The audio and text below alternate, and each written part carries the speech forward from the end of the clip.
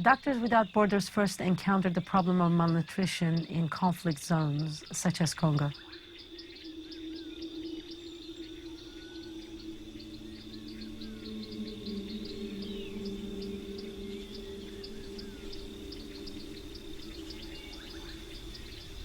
Photojournalist Franco Pagetti and I traveled to the Democratic Republic of Congo in October 2009. We were in North Kivu province, one of the most beautiful landscapes imaginable. But as soon as you lower your gaze, you see a population fleeing their homes, moving almost every day, every hour, hiding in the bush, all around the scattered villages, and in camps. And it's in those places where we begin to find the malnutrition. Doctors Without Borders has been in North Kivu for at least 15 years. In order for the population to trust us, we need to be immersed in the community.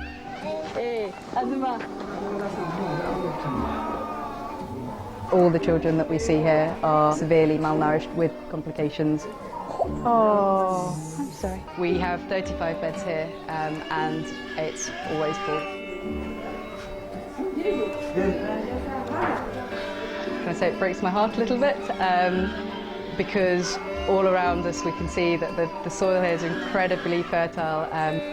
Plants sprout within a couple of days and grow far faster than I've ever seen before.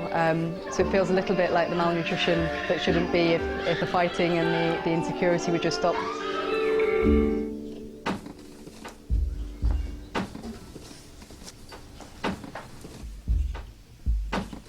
The war in Congo, especially when it started in '98, was labeled as the African World War. There are many active armed groups in the Kivus, and these groups need to feed their soldiers. So whenever they need supplies, they raid villages. People are forced to flee, to leave their cultivation fields behind, and then they cultivate the cassava. It grows fast, it grows easily in any kind of land, but cassava has no nutritional value. So that's when the malnutrition will kick again. That's the paradox of Congo. There is enough food, yet there are malnourished children existing in the same environment. This brings us to Bahati, born in a displaced persons camp, whose father was a farmer. He would have been born on a farm. But war came to the village where Bahati's mother, Zaninka, and her family were living.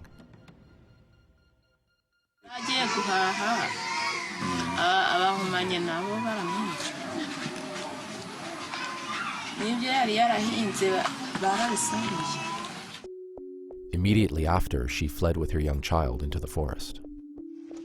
She was 8 months pregnant at the time, and ultimately made her way to a displaced persons camp, where 6 weeks later she had Bahati. At 12 months old, he was weighing only what a healthy 3 or 4 month old baby should weigh. Bahati was probably the loudest child in the clinic,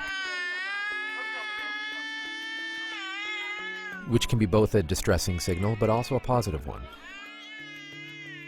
If a child is crying that loudly, it suggests that there's fight in him. Dr. Pavitra Natarajan, she goes by Pav. She was Bahati's doctor. When he came to us, he was coughing, he had diarrhea, he was vomiting as well, with a complaint of fever.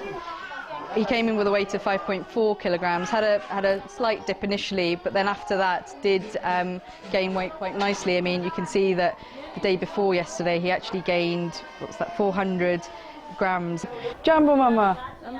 Habari ama toto? On balance, I think he's doing pretty well. We're encouraged. As I say, he's interested in his food, picking out the food himself, and it's really nice to see. I wish more of our patients had that extensive appetite. Courage!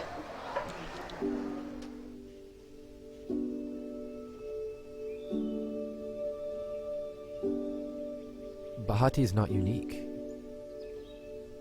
His story is one of thousands.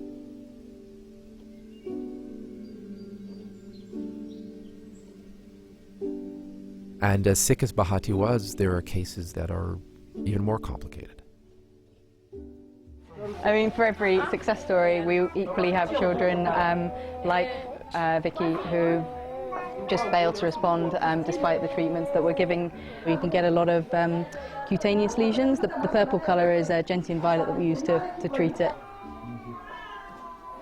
It always breaks me, that look that they have, that staring disinterest. Even if you sort of try and play with them, there's no interaction, really.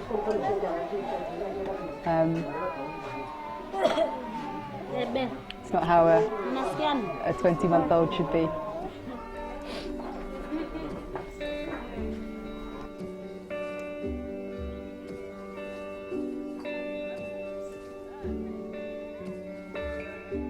Poverty, lack of access to food and health care, all underpin malnutrition in North Kivu.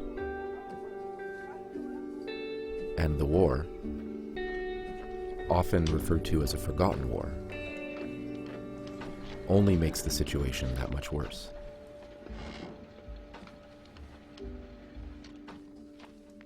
While malnutrition is being treated in some areas, as long as the fighting continues, confronting all its root causes will remain elusive.